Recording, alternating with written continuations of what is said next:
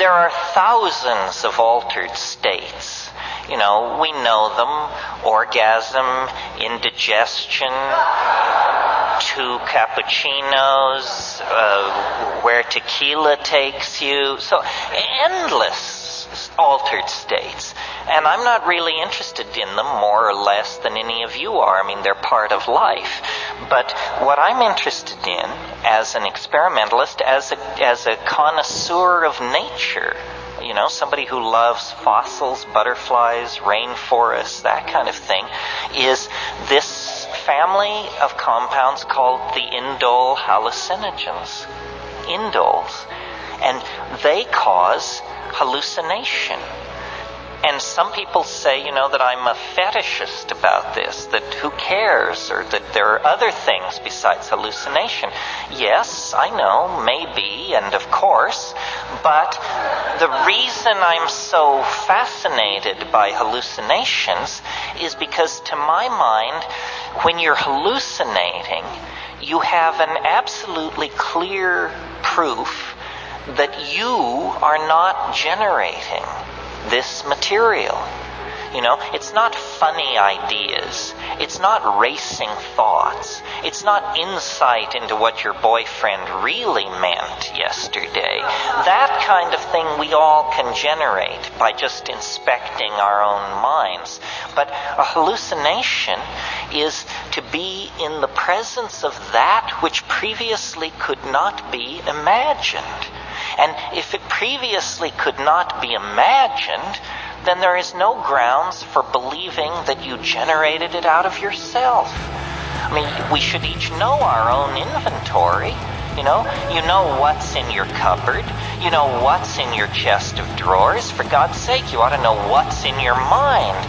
Well, then if something comes forward and you say, that's not mine, that's not in my inventory, then you have a kind of perfect proof that this is coming from somewhere else.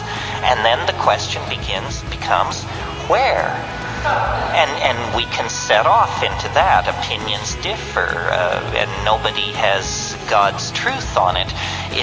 A reductionist, somebody who didn't like these substances, would say, oh, well, it's just neurological chaos.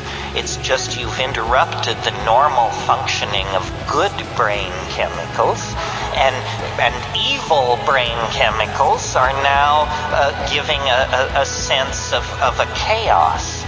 Well, that just doesn't cut the mustard. I mean, that kind of stuff may work if you're talking to the troops, but not if you're talking to anybody who's ever been there. I know what a neurological chaos would look like. It would look like bright lights, moving patterns, colored this, something that. It would not be ruins, landscapes, machines, paintings, works of art, building plans, weapons, bits of manufactured technological detritus. These things are too coherent.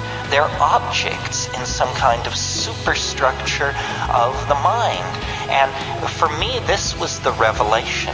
I didn't get into this business by being an airhead or a screwball. My attitude was always, if it's real, it can take the pressure. You know, you don't have to pussyfoot around the real thing. If they're telling you, oh, you must lower your voice and avert your gaze or this and that, then you're probably in the presence of crap. Because the real thing is real. It doesn't demand that you adjust your opinion to suit it. It's real. That means it is preeminent. That means it sets the agenda. And I studied yoga. I wandered around in the East. I was fast shuffled by beady-eyed little men in dhotis. I know the whole spiritual supermarket and rigmarole. And I find nothing there to interest me on the level of 5 grams of psilocybin mushrooms in silent darkness. I mean, that's where the pedal meets the metal. That's where the rubber meets the road. And the inspiration for me to get up and talk to an audience like this simply comes from the fact that I cannot believe that this could be kept under wraps the way it has. I mean, I kidded with you earlier that they would make sex illegal if they could. Well, they can't, so it isn't. But the psychedelic experience is as central to understanding your humanness as having sex, or having a child, or having responsibilities, or having hopes and dreams. And yet it is illegal. We are somehow told we are infantilized. We're told, you can wander around within the sanctioned playpen of ordinary consciousness, and we have some intoxicants over here if you want to mess yourself up. We've got some scotch here and some tobacco and red meat and some sugar and a little TV and so forth and so on. But these boundary-dissolving hallucinogens that give you a sense of unity with your fellow man and nature are somehow forbidden.